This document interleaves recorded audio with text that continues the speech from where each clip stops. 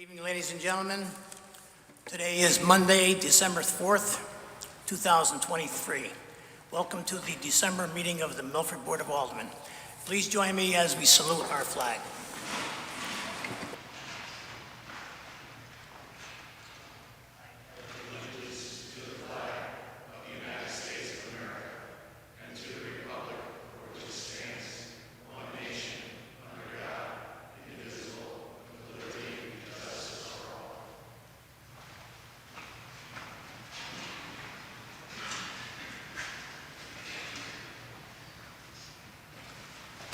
Madam Secretary, will you please take the roll? Alderman Archiola. Present. Alderman Beatty. Present. Alderman Bevan. Here. Alderman Casey. Here. Alderman Federico. Here. Alderman Fowler. Here. Alderman Healy. Here. Alderman Jenkins. Here. Alderman Marlowe. Here. Alderman Mulrennan. Here. Alderman Pacelli. Here. Alderman Smith. Here. Alderman Vitro. Here. Alderman Vitale. Alderman Willis. Here. All are present. Thank you, Madam Secretary. Of all 15 present, we do have a quorum. The next portion of the meeting is devoted to public comment. Statements are strictly limited to the legislative functions of the Board of Aldermen. Please use every effort to limit public speaking to the permissible business of the Board of Aldermen. The time limit granted to each speaker shall be 3 minutes. Residents, taxpayers, and electors may address the board at this time. The board encourages speakers not to express derogatory, insensitive, or offensive statements, or to engage in personal attacks against individuals. In order to allow everyone an opportunity to speak, I'd ask that everyone please limit their comments to 3 minutes. Anyone wishing to address the board can do so at this time.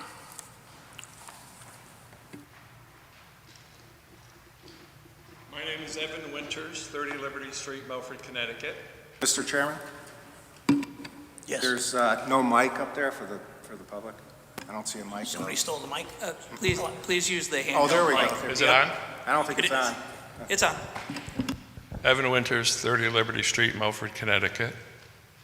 I want to thank the City Attorney and Public Works Director for making sure that you could walk on Chester Street down by the old Beachcomber, because there is a osprey nest that a lot of people go look at.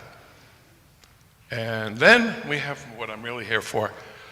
I walk at Beaver Brook Trail as much as I can.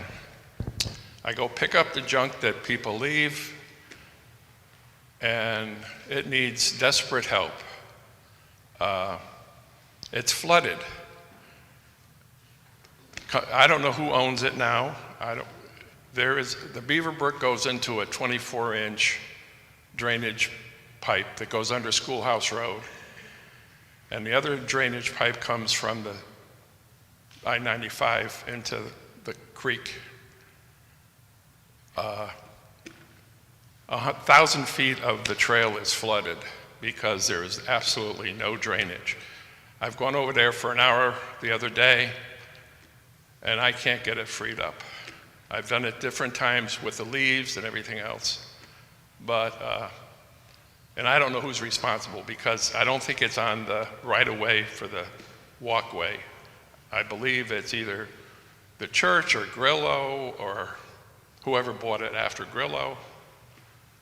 But it needs to be dug out somehow. You need waders now. It's so deep by the drain. There's a gate that you can lift up, but you'd probably flood all the trees and everything else that are there because of lack of maintenance. Would probably clog it really bad if you pull the grade up much. But that's my complaint.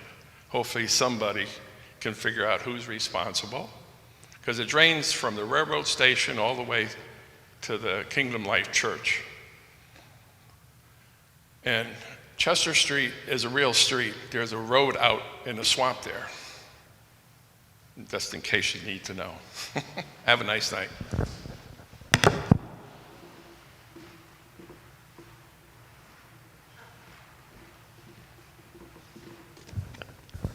Bill told me to introduce myself as Sam Adams, but I'm really Tim Chaucer, 104 Holly Avenue. I'd like to congratulate all of you on your recent election or re-election to the board, and Mr. Mayor, congratulations. I don't know if you knew this, but the 250th anniversary of the Boston Tea Party, which was December 16th, 1773, is coming up soon. And so that a group of us have decided to reenact the Tea Party as the sons and daughters of the American Revolution. That'll be Saturday, December 16th, okay? And at 1:30 Saturday, December 16th, at the Minuteman House, 139 North Street. And that will become the Old South Meeting House, which is where Sam Adams and the others all met that fateful night. Richard Platt is going to portray the rich merchant and smuggler John Hancock. Bill Roots will become the young Dr. Joseph Warren, who unfortunately took a bullet less than 2 years later at Bunker Hill. Some of you may know that. Took a bullet right in the head, a lead shot. Richard Inzerow will become Paul Revere, and a young boy named Kiefer Cooper, 16-year-old boy, will represent a Connecticut young man, Elijah Horton, who was one of the Sons of Liberty that night. And he's buried up in Bantam, part of Litchfield. Jim Attardo will represent Francis Roach, a loyalist colonist who actually owned the Dartmouth, the ship. It was one of 3 ships, but the Dartmouth was the first ship that arrived at the Griffin Wharf. So Roach was at the meeting because the Sons for several weeks have been trying to convince him to take the ship elsewhere. Take this tea elsewhere, back to England, back to China where you got it. Just get it out of here. But they actually had him at the Old South Meeting House. And of course he refused. And so they then proceeded to disguise themselves as Mohawk Indians with a feather in their headband or hat, as the case may be, and war paint. They actually admired there were 2 reasons that they dressed as Indians that night, and they used the term Indians, of course, not politically correct today. One was they wanted to disguise themselves so they wouldn't be identified because they were committing treason, or about to commit treason. But the other reason is, according to the literature, they actually respected the independent nature of the Mohawks and other Native American tribes. So that's kind of an interesting little sidelight that I learned recently. So we're going to walk down to Griffin's Wharf, which is Milford Harbor, of course, behind the library, and we will throw over the crates into the harbor, attached by a rope so that we won't pollute anything or damage anything. So we welcome all Milford citizens who would like to join us on that night. Again, 1:30 in the afternoon on December 16th to come to 139 North Street, which will be the Old South Meeting House, and then proceed down to the harbor. And at least it will never be said that Milford did not commemorate the Boston Tea Party, which was really the spark that ignited everything. Thank you very much.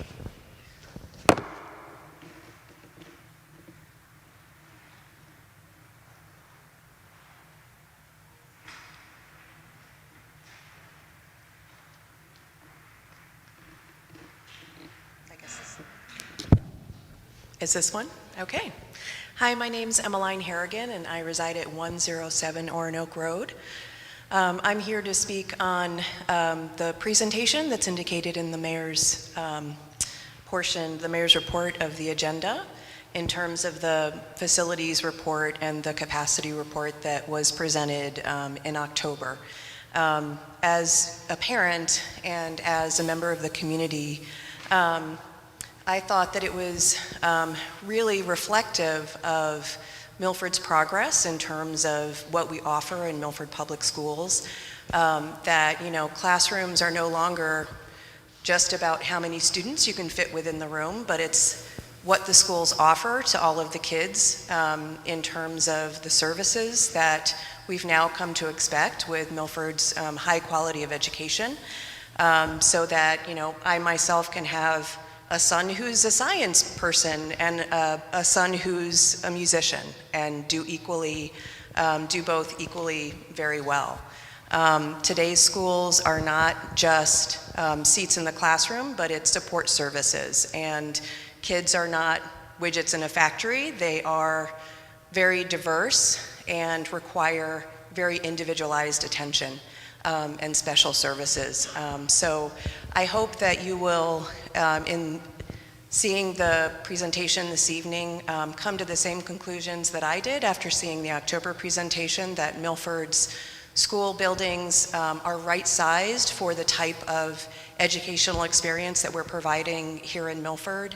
And there's, we're kind of at the right space and for the programming that we provide. So I hope that you see the same thing that I think I saw in looking at this and being a planner and looking at statistical information like this in other districts. Thank you.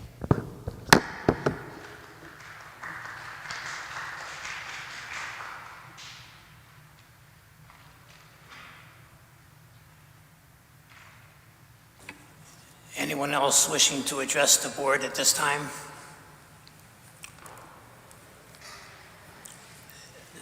Seeing none, Alderman Pacelli, agenda item number 3, consideration of minutes. Yes, I make a motion to approve the minutes of the regular meeting of the Board of Aldermen held on November 13th, 2023. Second. Motion has been made and seconded. Is there any discussion? Yes, Peter. Mr. Chairman, I'd just like to make a minor correction to the minutes to reflect the fact that I was present for the October 2nd and November 13 meetings. Thank you. Duly noted. Thank you, Peter. Any more discussion on the motion? Seeing none, all in favor? Opposed? Motion passes unanimously. Agenda item number 4, Alderman Pacelli. Yes, I make a motion to approve the minutes of the special organizational meeting held on November 21st, 2023. Second. Motion has been made and seconded. Is there any discussion? Hearing none, all in favor? Aye. Opposed? Motion passes unanimously. Agenda item number 5, Chairman's Report. I'd just like to, seeing this is the month of December, I'd like to wish everyone a Merry Christmas and a Happy Hanukkah and a Happy Kwanzaa. And also I want to welcome each and every one of the aldermen to a new year, as far as ARCA was concerned, and I welcome all the new members, and we'll hopefully all work together to make another great year for the city of Milford. Agenda item number 6, Mayor's Report. Mr. Mayor, is there any report from you? Thank you, Mr. Chairman. Through you to the members of the board and to our guests here tonight, welcome to City Hall and happy holidays, season's greetings. It's an honor, it's a pleasure to be here for the first meeting with the Board of Aldermen as mayor. I am your guest tonight, and I promise you I will be well behaved. So I look forward to the meeting. There's a couple things that I'd like to mention in my report before we get started. First and foremost, I'd like to thank everyone to the left of me, City Attorney John Burcham, Finance Director Peter Iridisi, and Chief of Staff Justin Rosen for a seamless transition. They've been a big part of this transition, and I couldn't thank them enough. Thank you for all your work and all your effort.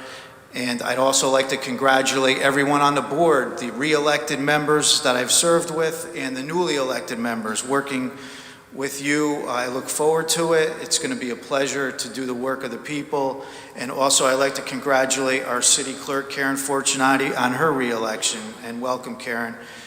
So first and foremost, I've been fortunate enough to attend the Thanksgiving Day game at Foreign High between Foreign High and Jonathan Law. As many of you know, Jonathan Law won the game. It was a great game. It was great to see all the people in Milford come out and support both of our high schools. So it was an honor to be there. I was there for the awards ceremony afterwards. So we're truly blessed to have two high schools, and I got to tell you, the young men and even the band and the cheerleaders did a phenomenal job that day, so I'm so very proud. I also attended the tree lighting downtown, and that was another great event. It was well attended. All the Milford families came out. It's great to see families with children, this time of year coming out to not only support the holidays, but to support our downtown businesses. All the restaurants were very busy, and it was a true pleasure to be there. I'd also like to mention to you in my report that we have the Bowie tree lighting coming up this Sunday, December 10th at 5:15. So if you're available, please stop by. I will definitely be there, and I look forward to that event as well. As you know, this time of year,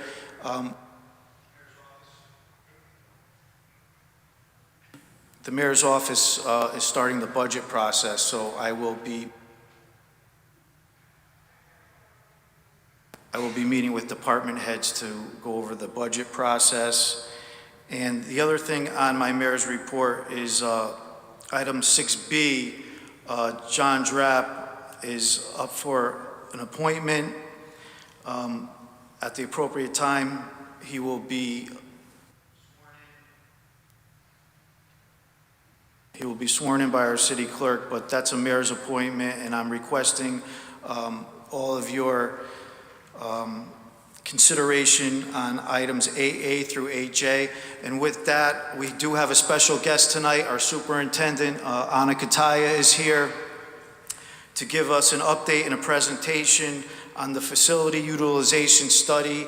I'm sure most of you are well aware of it. The newly elected members may not be, but this was a study that we requested at the last budget cycle, and Dr. Kataya has been very cooperative, and she's going to deliver the study to us tonight. So I just want to thank her and thank her team for coming, and I'm sure if you have any questions, they'll be happy to answer them. So with that being said, Dr. Kataya.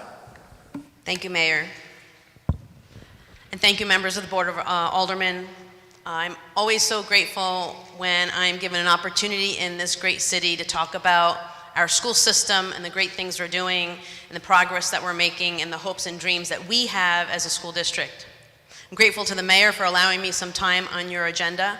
The mayor and I have talked already numerous times, and in talking about our next steps in working together as a city and a school district, the mayor thought it would be a good idea that I come to this evening and give this update, because this is actually a continuation of a conversation. It's not the start of a conversation. We've already started this. And the purpose of this evening is to review the findings of the utilization study, give you a little update on enrollment figures, but it's not intended to take a deep dive into the demographics and statistics of the study. The study was conducted by a professional group. I'm an educational leader. I will do my best to answer questions you may have behind the formulas and statistics of how the numbers have played out. But the intent of this evening is to report to you the findings of the study and to share with you what we as a school system hope to do in partnership with our Board of Education for next steps, so that we can have this conversation outside of a budget process and well before I am before you again in a few months.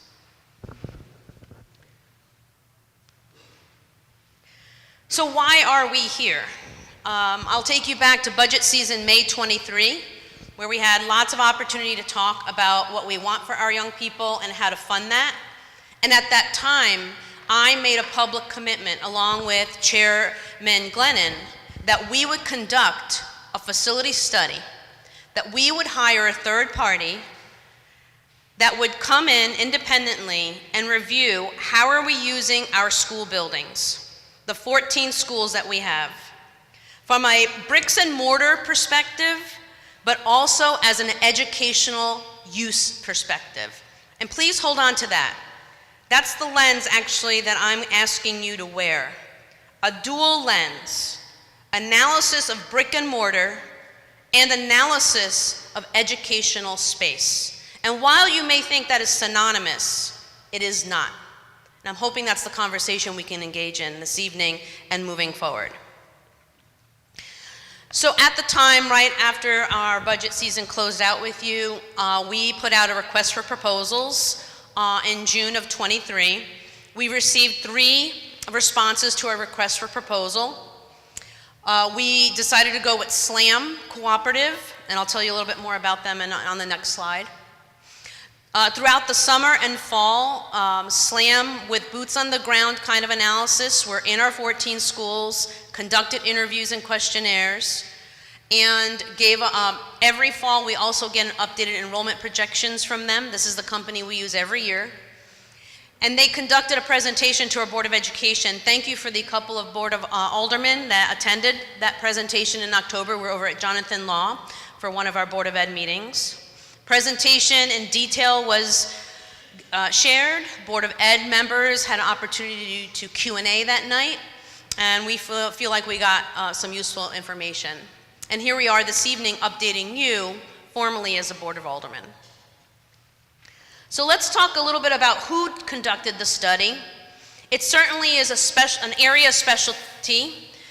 You have to have a certain expertise. One of the 3 proposals we received is from SLAM Collaborative. Just so you know, they are very well known throughout the state of Connecticut. It's not the first time I've used them or worked with them in my 32 years in education.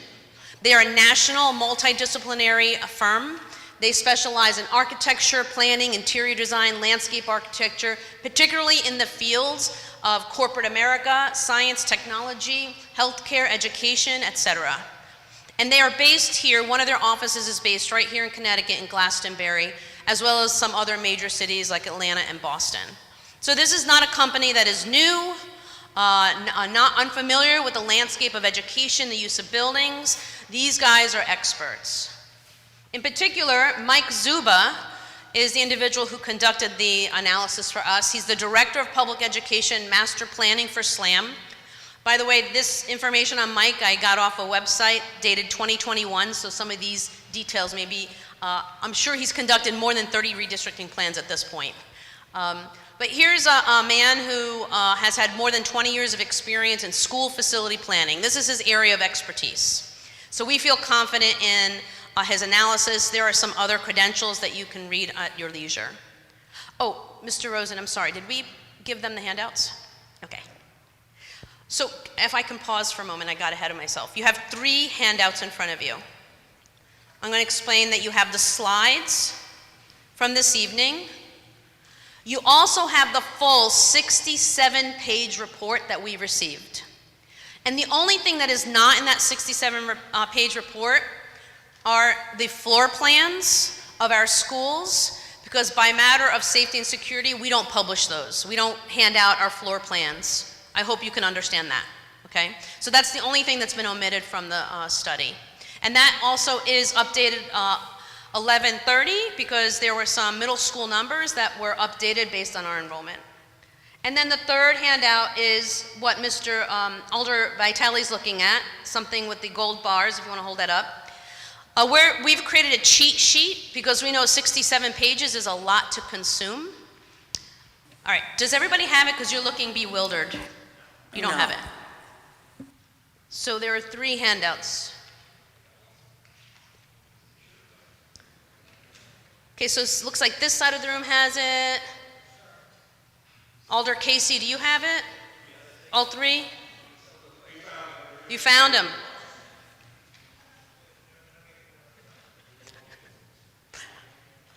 Okay, I'm so sorry. We won't point fingers, Chairman Vitro. No. Okay. Just kidding. All right. So you have 3 handouts for you. 67 pages you can consume all on your own. We're not deep diving on that tonight. You have a copy of the slides and then a pamphlet, something that folds open and closed, which is a cheat sheet. Okay, and I was saying you can review the credentials of Mr. Zuba at your leisure. So let's start with enrollment for a little bit. It is a complicated formula that I do not have the background for. When I'm hearing Mike speak about enrollment figures, and SLAM is not the only company that we get enrollment figures from. We also engage with a company named NESDEC. So there are experts out there that conduct enrollment projections, and they do it similarly. They consider cohort survival methods, persistency rates, birth rates, and in-migration. Some of those are very specific to the field of enrollment projections. So that is on page 10 of the 67-page report, there is a projections primer if you'd like to study that further on how enrollment is conducted, but it is very detailed. So on this slide, this is an update that compares projections with current enrollment, kindergarten through 12th grade in Milford Public Schools. This includes students that are in our schools, sitting in our seats, as well as a handful of non-public special needs students who are not actually in our buildings, but are in non-public specialized programming because of special ed needs. On the whole, for 23-24, we have 16 students more than we were expecting. For that, one can conclude it's about a flat enrollment year after year. Well, let's take a look at the history of our enrollment in full transparency, and we're going to also take a look at the future of enrollment. So on the next slide, we can look at what our enrollment looked like going back 14 years, back to 2007. Now, if you take a look at our current school year, 23-24, you'll see that we have 5,330 students on this graph. In the report that we shared with our Board of Education in October, which is based on October 1st numbers, we reported that we have 5,267 students.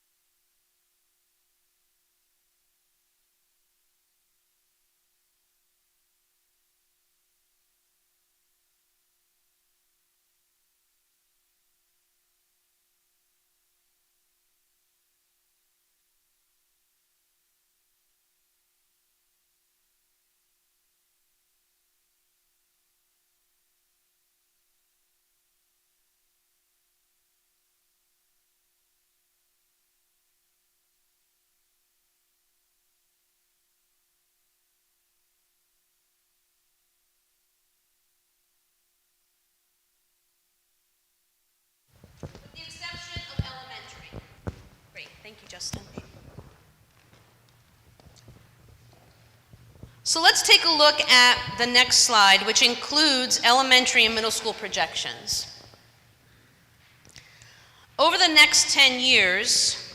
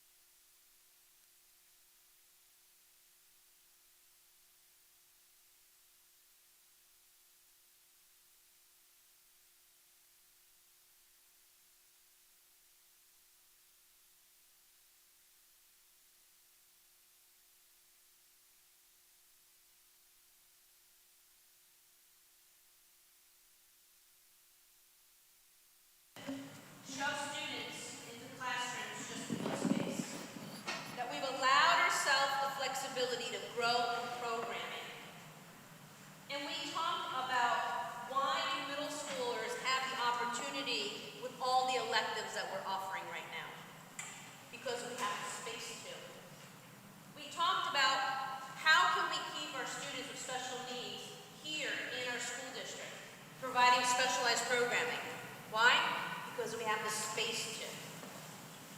Why are we improving and creating new programming around tech ed and culinary and the medical field and the arts?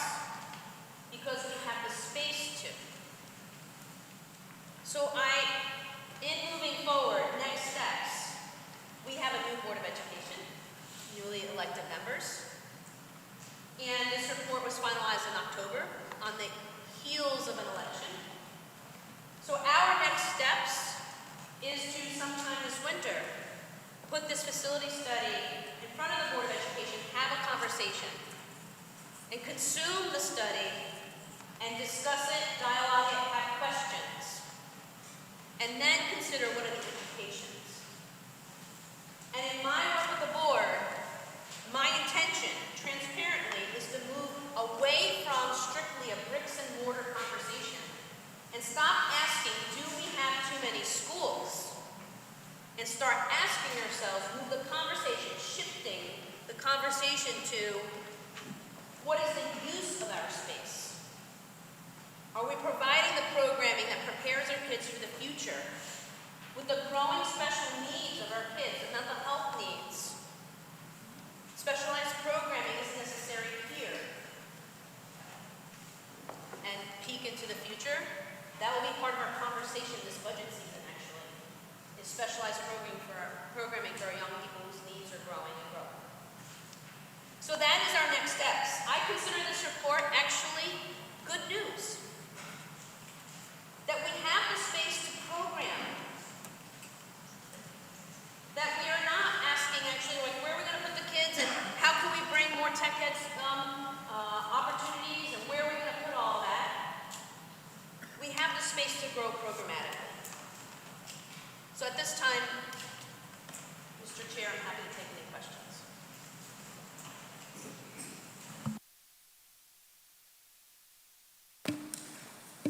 Alderman Casey. I noticed that you didn't include the academy in the overview. Why is that? Like,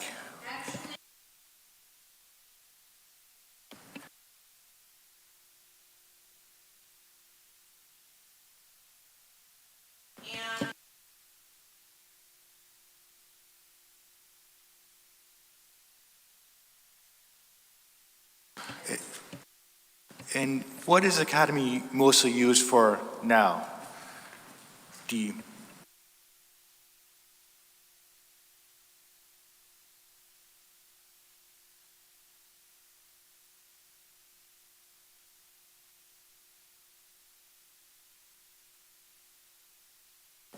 yeah.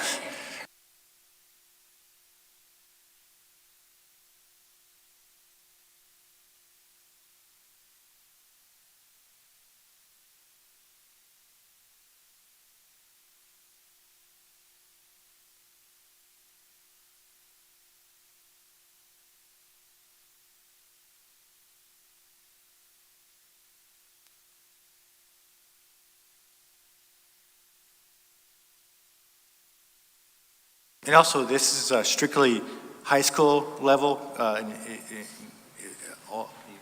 Yes.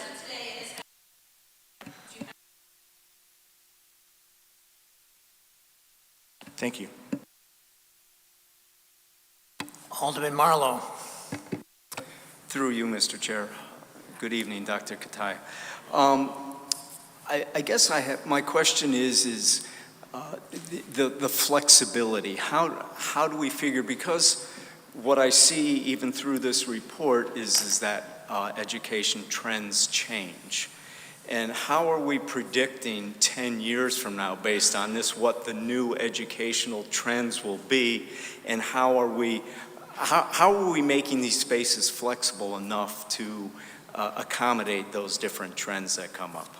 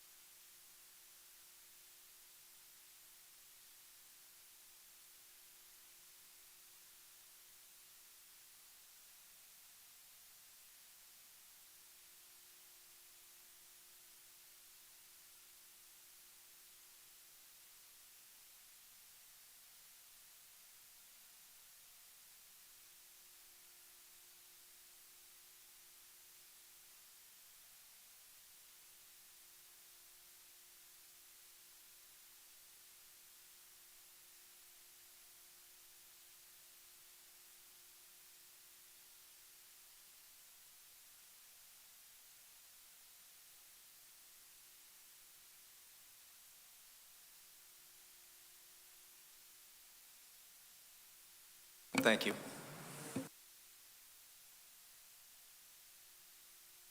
Alderman Smith. Thank you, Mr. Chairman.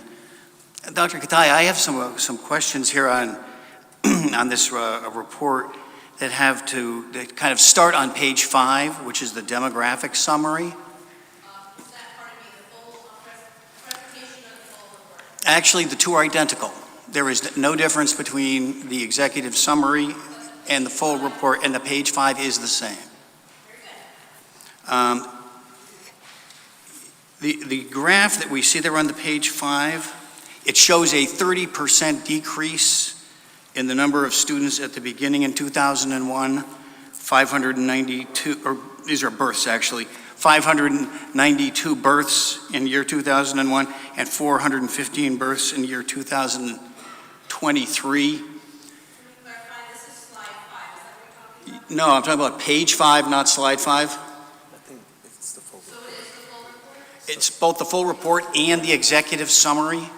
I don't know exactly where your projections are from, but I'm looking at page 5 of your executive summary and page 5 of your full report, and it says demographic summary at the upper left-hand corner.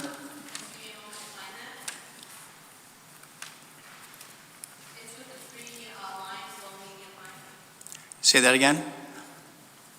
Yeah. I can't see what's being held up. No. Okay. And it starts in year 2001 with 592 births, and then has in year 2023 415 births. Just some quick arithmetic. That's a 30% decline over 22 years. And I think if you put in a straight line graph there, you would have a pretty fair projection of a declining student enrollment. And then on that graph, it shows in the next year, 2024, it shows, at least in the high rate variant, a 25% increase in the raw births in the city of Milford in 1 year. I was looking for the data that underlied that, and it doesn't appear either in the report. I couldn't find it at the Connecticut Department of Public Health. And it seems to me that this projection is what underlies the entire balance of the report and underlies all the projections on student class increases as well. If you take the out years of 2025, 2026, 2027, and 2028, it shows a rising raw birth rate. That is counter to what's happening in the world today, in the United States of America, and in Connecticut.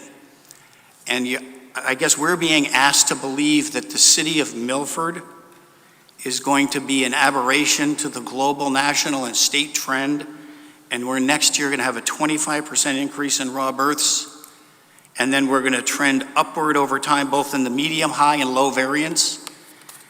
What data was used to generate that? Alderman, like I said at the beginning of my presentation, I did not conduct this study. I appreciate your deep dive into this report. It's actually not a deep dive, it's just on the face. I'm just using the numbers as presented without any data and no ability to dive at all. I'm just using the data.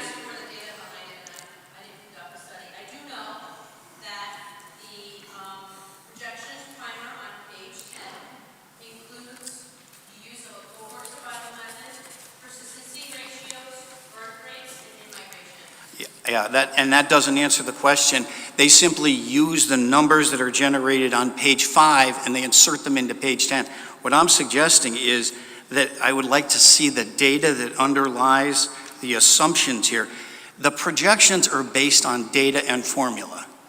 These projections run counter to everything that's happening in the world, the country, and the state. This is a unique, what we've got here, and you've got your yellow page graph here, the four, Dr. Kataya, this thing here where you see the loop here where it turns up, you presented this to us. You're suggesting that somewhere right around now that an inflection point has been reached and Milford's birth rate and student rate is going to suddenly begin increasing over time, both in the high, medium, and low variant. This report indicates that Milford is going to have something that's not happening anywhere else on the planet. And I'm suggesting that if we're going to do a 10-year study on our student populations and our utilization rates inside our schools, this data becomes central. And to not know where this data came from or allow us to review it is, I think, an inherently flawed approach. And what I would like to do is to offer to work with you and your consultants, if I could, to take that deep dive and have this conversation that you've talked about. These numbers do not add up. And they don't match with anything I was able to find at the Connecticut Department of Health, and I know it matches up with nothing in the United States Census or anything generated by the United Nations.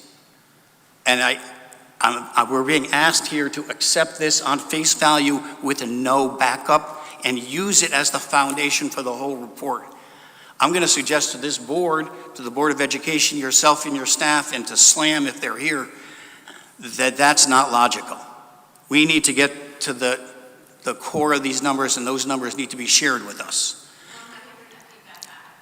And if I could then, could I ask that we have a meeting in your office next week on this? Maybe next week? Is that fair? 2 weeks from now? I don't want to meet with the whole board. I just, with the people in your office who generated this and the consultant. If I can speak honestly, I'm not sure how I feel about that actually. I'm happy to be transparent about numbers. I could bring the question back to SLAM. They can provide us with an answer in writing. I'm just not sure where the line exists between the work of administration and Board of Ed and Board of Alder. So this is new kind of muddy water for me actually. So if I start to think very quickly on my feet, this is kind of a surprise question and a request. All right, I'm just kind of building on your desire to have a discussion and a dialogue. Oh, just to finish. I just wonder though, if this would also then apply to areas of curriculum that you have questions about. Would it apply to areas of instruction and assessment? Are we now going to have conversations and meetings with our experts on that? So This is not that question. I'm simply asking for this report and this data. I'm not asking for those other things. no, not right now. Not right now, and I'm not asking for it in the future either. I'm asking only for this data that's being presented to us and to have a conversation about these projections. So this is what I can commit to on this, in this very moment. I can commit to taking this entire conversation and your questions back to Mr. Zuba, and we could provide a written response. He can provide a written response directly to you, so there's no middle person. At this very moment, that's what I can commit to. Doctor, I would appreciate that. I'd appreciate that. Thank you. In fact, if he's here, I can talk with him. I can even provide him some questions. I can even, Could you put your questions in an email to me, so this way we can get all the information you want? I could do that. Okay, let's do that. Okay. Thank you. Also, I wanted to note for you on a couple of other matters here. So that as you're going forward, and you can consider this, that demographic presentation on page 5 that shows a 30% decrease in the births over time ties out almost exactly to the trends in enrollment on page 8, where we show a 28% decline in student population over time.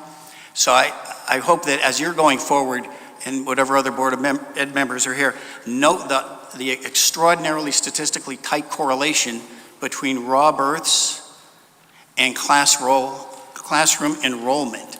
And the fact that they're declining over time in tandem is not an accident. And in fact, if they were different, we would want substantial answers. My concern is that with this report, what we've got is numbers that are accelerating aberrantly over time, when I think the projection ought to be over time is to take the historic numbers and project them out, so that this 30% decline that we see here over the last 20 years is a decline that, absent some major intervening behavioral and societal event, is likely to continue, and that over time, I think the decline in the classroom participation is going to be tied to those birth rates. And I think that planning ought to be tied to that rather than to something else. And I'll be happy to present you with some questions for, and perhaps a dialogue with SLAM on this. We've got her email? Okay. I will do that, Doctor. Thank you. Alderman Arcayola. Thank you, Mr. Chairman, through you. Hi, Dr. Kataya. I actually wanted to ask a question sort of similar to Alderman Marlowe's.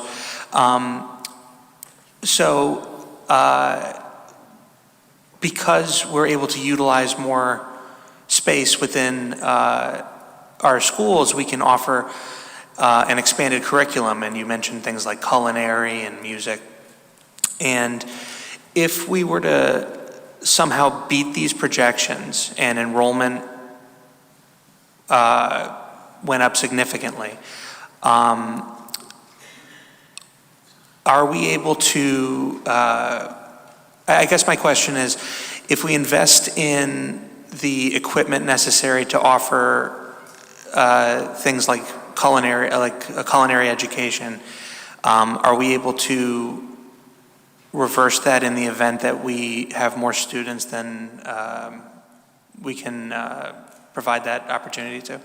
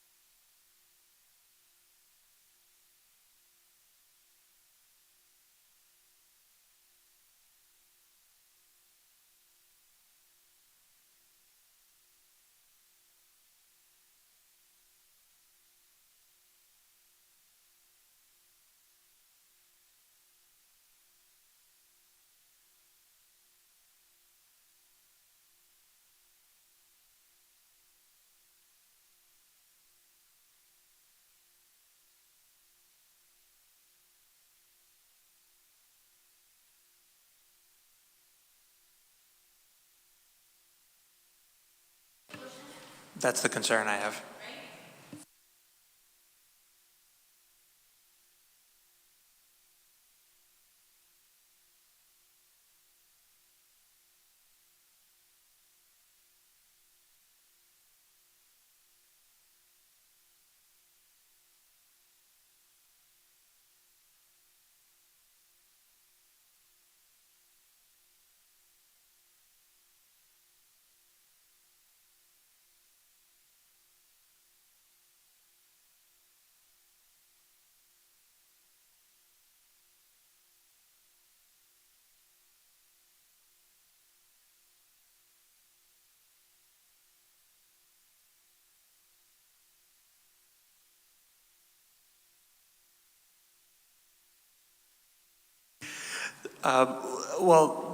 Yes, you did, but I didn't know if this kind of represents a catch-22 a little bit, because if we don't have high enrollment, we can offer all these wonderful expanded education opportunities for our kids, which in turn, I would assume would make the Milford Public Schools more attractive. People would move to the city, because I believe that's one of the #1 reasons people do relocate for the school district.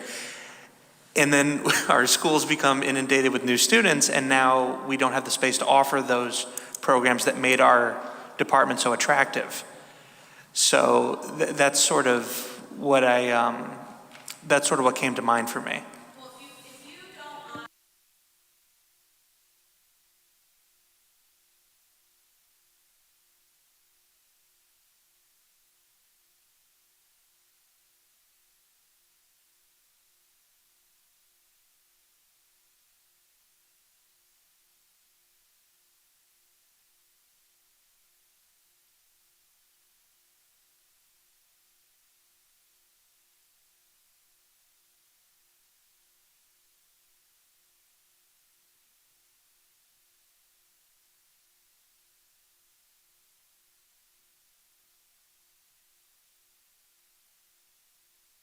Thank you very much.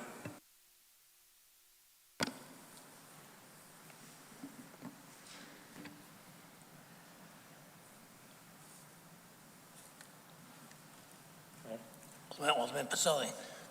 Thank you, Mr. Chairman, through you to Dr. Kataya. Thank you very much for this presentation today. I know there was a lot of data certainly provided in the reports, and I did take the time to review the documentation, but having you talk through it today certainly is helpful. Going back a little bit to what Alder Smith had to say earlier, although I think he has his idea of what he expects the numbers to look like.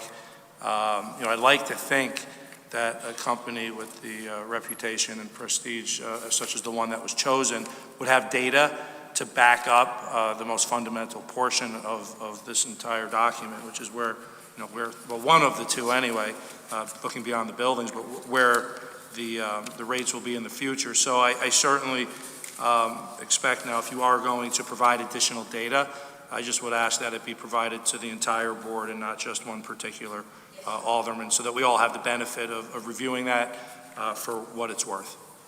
Okay, thank you very much.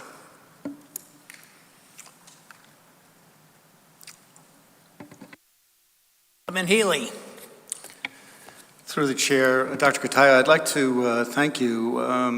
I did attend your presentation at Jonathan Law High School as a candidate for the Board of Aldermen, and now I'm seated here. And I certainly appreciate the way that you highlighted the information, that you spoke to the issue of brick and mortar and educational space. I certainly see the continuity that's necessary in your view relative, to that. And it takes a collaborative process through the Facilities Permanent Management Group as well as the board relative to expenditures of funds. So there will be that harmony relative to facilities management and the educational needs that you put forward, for the betterment of our students. I've had experience in higher education. I worked for over 10 years at Sacred Heart University, and I was in charge of facilities management there along with public safety and emergency management. So I recognize the programs, the diversity in terms of the programs that are needed that you would bring forward, and then our skills would be collectively to assist through the facilities management group to make that harmony work. And I thank you for your presentation here tonight, and I look forward to additional information. Thank you.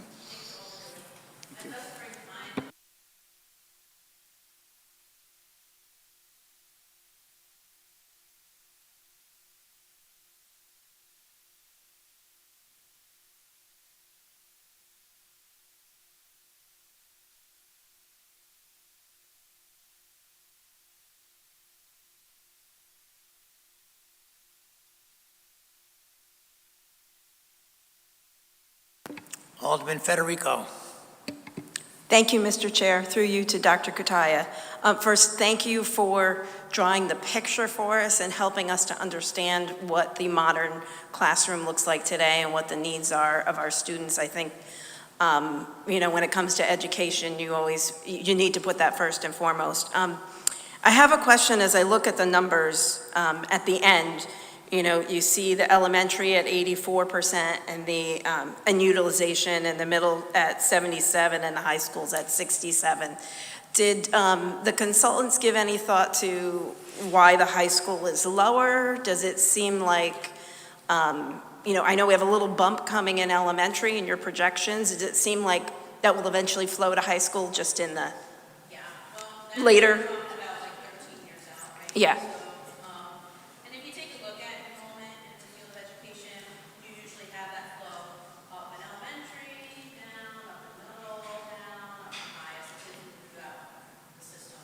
So I don't know that obviously the projections for high school are based on kids that are sitting in seats.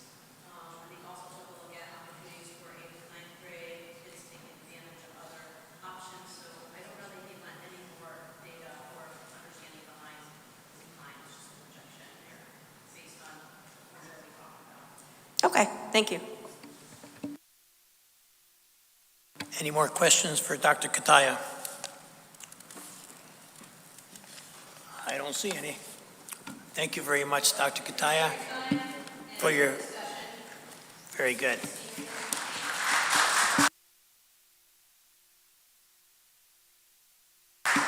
Thank you, Dr. Kataya, and thank you to the Board of Education. Thank you for your presentation. You're welcome. Thank you. Next item on the agenda is on agenda number 7. There is no unfinished business. Moving on to agenda number 8, moving on to new business. Alderman Pacelli, agenda item 8A. Thank you, Mr. Chairman. 8A, Board of Aldermen approval is hereby requested for the appointment of John Grady, 5 Timber Trail, as a union representative of United Public Service Employees Union Local 424 for the Pension and Retirement Board, term to expire 12/31/26. Second. Motion has been made and seconded. Is there any discussion? Hearing none, all in favor? Opposed? Motion passes unanimously. Alderman Pacelli, agenda item 8B. 8B, Board of Aldermen approval is hereby requested for the appointment of Michael Hedman, 1137 Naugatuck Avenue, as an alternate union representative of United Public Service Employees Union Local 424 for the Pension and Retirement Board, term to expire 12/31/24. Second. Motion has been made and seconded. Is there any discussion? Hearing none, all in favor? Aye. Opposed? Motion passes unanimously. Mr. Chairman?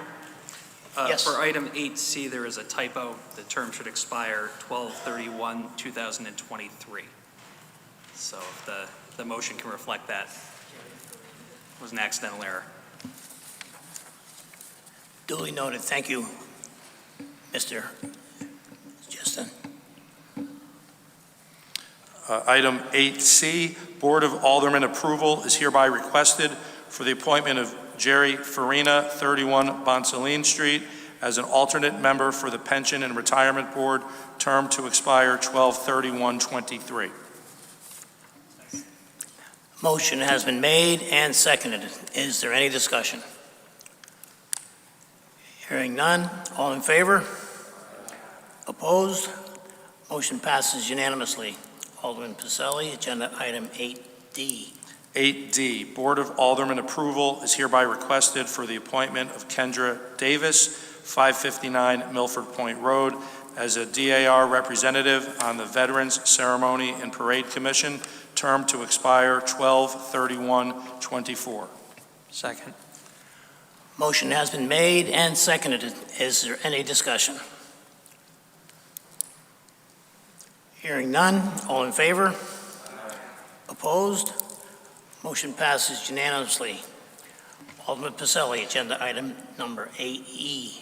8E, Board of Aldermen approval is hereby requested for the appointment of Andrew King, 32 Cedarhurst Lane, as an alternate member of the Zoning Board of Appeals, term to expire 12/31/23. Second. Motion has been made and seconded. Is there any discussion? Hearing none, all in favor? Aye. Opposed? Motion passes unanimously. Alderman Pacelli, agenda item number 8F. 8F, Board of Aldermen approval is hereby requested for the appointment of Dawn Woods King, 32 Cedarhurst Lane, as a member on the Animal Shelter Commission, term to expire 12/31/26. Second. Motion has been made and seconded. Is there any discussion? Hearing none, all in favor? Opposed? Motion passes unanimously. At this point, will the newly appointed board and commission members come forward to be sworn in by our city clerk?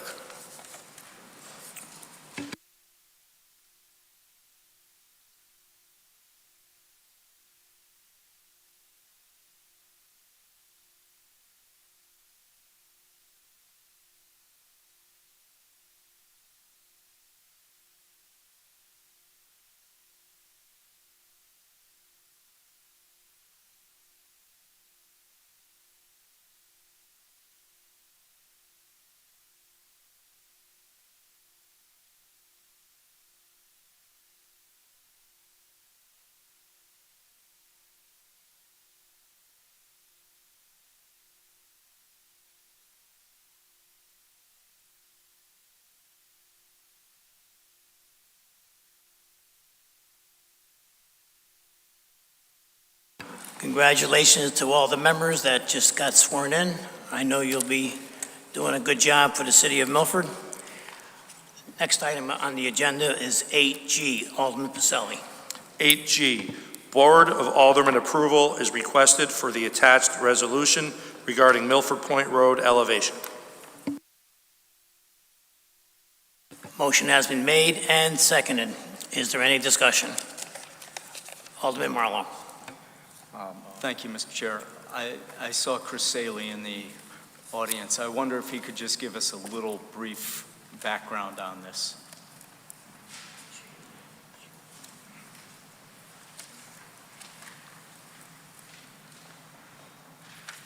Good evening, Mr. Saley. You don't need it.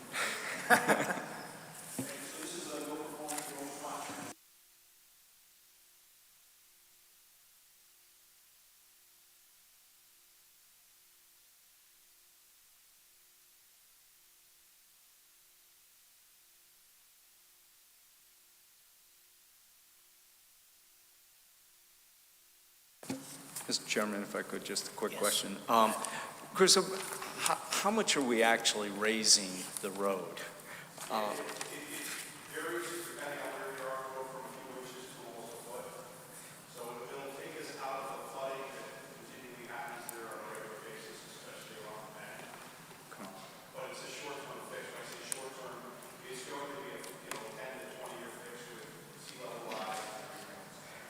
And just to follow up, how does it work with the existing driveways and aprons and stuff if we're changing road elevation?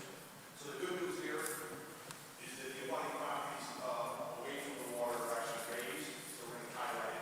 That's the easy part. There's some drainage issues that we have to work out. Thank you. Any more discussion on the motion? Seeing none, all in favor? Opposed?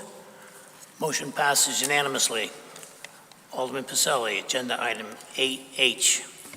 8H, Board of Aldermen approval is requested for the attached resolution regarding Bayview Beach Flood Mitigation Project. Motion has been made and seconded. Is there any discussion? Hearing none, all in favor? Opposed? Motion passes unanimously. Alderman Pacelli, agenda item number 8I. 8I, Board of Aldermen approval is requested for the attached allocation transfer number 5, fund balance unreserved sewer fund to project accounts, various wastewater projects including maintenance, equipment replacement, tree removal, pipelining, docking stations, and miscellaneous related expenditures. Second. Motion has been made and seconded. Is there any discussion? Hearing none. All in favor? Aye. Opposed? Motion passes unanimously. Alderman Pacelli, agenda item number 8J. 8J, Board of Aldermen approval is requested for the acceptance of the 2023-2024 State Highway DUI grant and to authorize the mayor, city attorney, and Captain Garen Del Monte to take all steps necessary to effectuate said grant, including signing all documents. Second. Motion has been made and seconded. Is there any discussion? Hearing none. All in favor? Aye. Opposed? Motion passes unanimously. Agenda item 9, there is no new business. Moving on to agenda item number 10, moving on to budget memo transfers. Alderman Pacelli. Here's a motion in a second. Yes. Yeah, make a motion to, for consideration of the budget memo transfers number 3 and number 4, funds 1005. Second. Motion has been made and seconded. Is there any discussion? Hearing none. All in favor? Opposed? Motion passes unanimously. Agenda item number 11, moving on to refunds. Alderman Pacelli, agenda item number 11A. Alderman, consideration of approval of refunds in the amount of $8,983.04. Second. Motion has been made and seconded. Is there any discussion? Hearing none. All in favor? Aye. Opposed? Motion passes unanimously. Agenda item number 12, are there any reports from any standing committees? Yes, Mr. Chairperson, I have a report from the Public Works Standing Committee. Alderman Beatty. Thank you. And I have time myself. I will take 5 minutes of our time.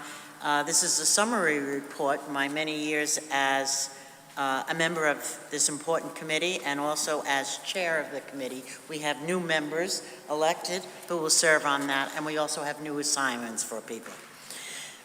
I wish to provide this report to inform our colleagues on the Board of Aldermen who share fiduciary responsibility for the municipal budget and to update the public as we begin a new administration. Any summer report must demonstrate appreciation for the steadfast and difficult work of the men and women of Public Works. As a coastal community, Public Works shares with police and fire services a responsibility to protect and uphold safety. For these efforts, the people of the city of Milford are thankful and proud. As an important aside, the holiday lighting on the green, complete with 5 spectacularly lighted trees, represents service we as residents have come to enjoy.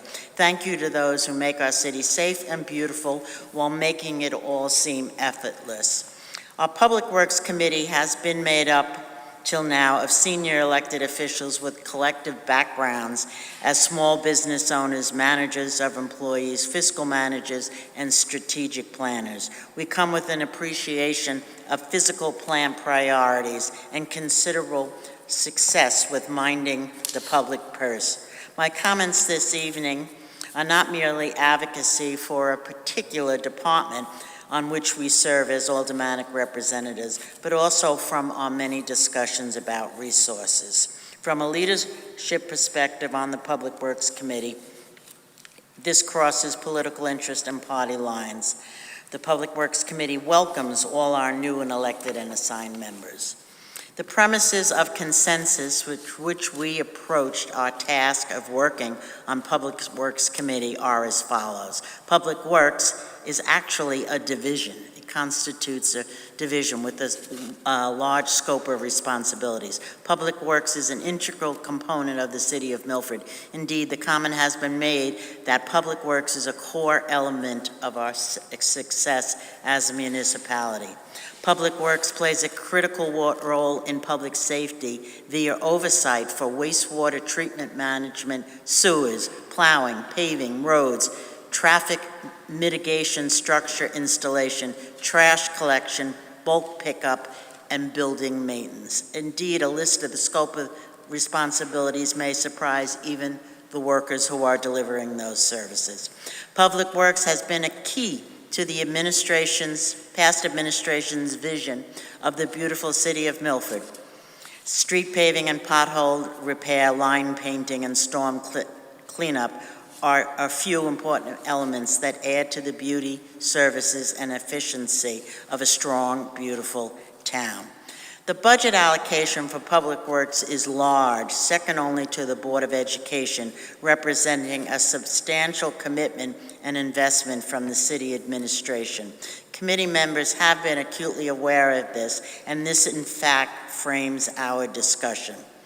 The significant expenditure of funds is not merely a cost, but an important investment for the city. Milford is able to apply for and accept funding from FEMA, the Federal Emergency Management Association at the federal level, from the Department of Energy and Environmental Protection, DEEP, at the state level, and from other grant sources.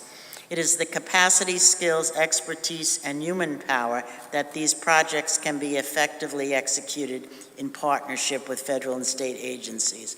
In this way, the Milford Division of Public Works creates a revenue stream critical to the development of a strong, safe, and beautiful municipality. Likewise, these investments in infrastructure make Milford attractive to small business and help to generate a robust economy. Thankful for the support of past administration and fiscal oversight for Public Works over many years. The recent 11th mayor-elect listened to and acknowledged concerns about the stress of overloaded personnel. It was made explicit that the mayor understood the concern about Public Works having to do more with less. We concur that Public Works may require additional power in selected areas in order to continue to provide quality services to residents. These comments are motivated by a commitment to the taxpayers of Milford so that the level of high-quality services will continue. Serious discussion must continue surrounding the challenge of continuing excellent service delivery with minimum tax adjustment necessary. And lastly, transparency is not merely an ideal or a stated goal within an organization. Transparency must be operationalized with structure and scaffolding. Currently, the Public Works Department lacks such reporting mechanisms, and the committee has worked to assist to develop these so that the members and the public are better informed about projects and services provided. An initial step toward improved communication, the Department of Public Works Director and the Assistant Director provided an updated list of ongoing projects at our last Public Works meeting in October 2023. This is the initial step to enhance communication that can help the committee serve the public better and understand the scope of responsibilities of Public Works. This is an ongoing discussion. Thank you very much. Thank you, Alderman Beatty. Are there any other reports from any other standing committees? Hearing none, are there any reports from any of the special committees? I don't see any. I will entertain a motion to enter an executive session to discuss items 14A and 14B. Joining us in executive sessions for items 14A will be the Mayor, Anthony Giannattasio, City Attorney John Burcham, and City Assessor Marcus Eric.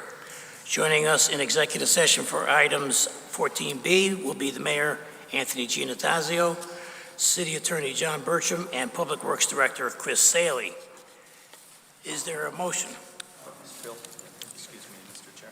Yes. Just before the motion, Mr. Chairman, I'm going to be recusing myself from the discussion and consideration on 14B as I have a conflict of interest. So I'm going to go in on 14A and then I'll absent myself on 14B.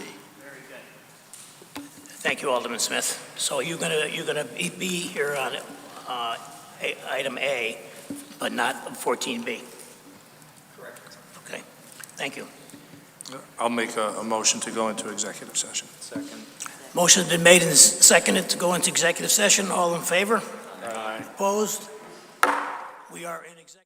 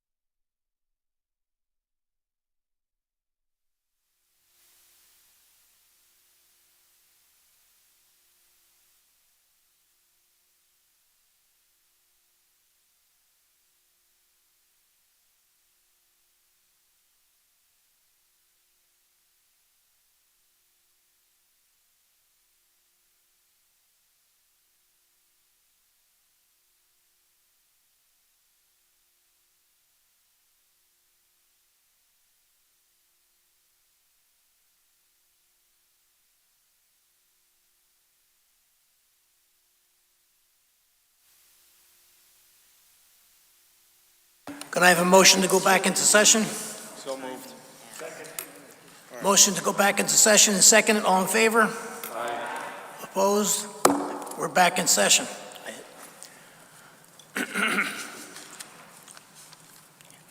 Alderman Baselli. Item 14A, make a motion to approve settlement of Lowe's Home Centers LLC, FKA Lowe's Home Centers versus City of Milford regarding 311 Old Gate Lane. Motion has been made and seconded. Any discussion? Hearing none. All in favor? Aye. Opposed? Motion passes unanimously. Alderman Pacelli. I'd make a motion to If approve. I could, I think I should probably note that I'm going to be absenting from any discussion or participation in this vote for the record. Thank you. Alderman Smith is going to be abstaining from this vote. Correct? Correct. Motion has been read. Yeah, this is item 14B. I'd make a motion to approve the settlement of the claim regarding American Waste tipping fees. Second the motion. Motion has been made and seconded. All in favor? Opposed? Motion passes unanimously. We have one abstention. Secretary, Madam Secretary, Alderman Smith, thank you. Is there a motion to adjourn? So moved. So moved. Motion's made and seconded to adjourn. All in favor? Opposed? Meeting adjourned. Thank you, everyone.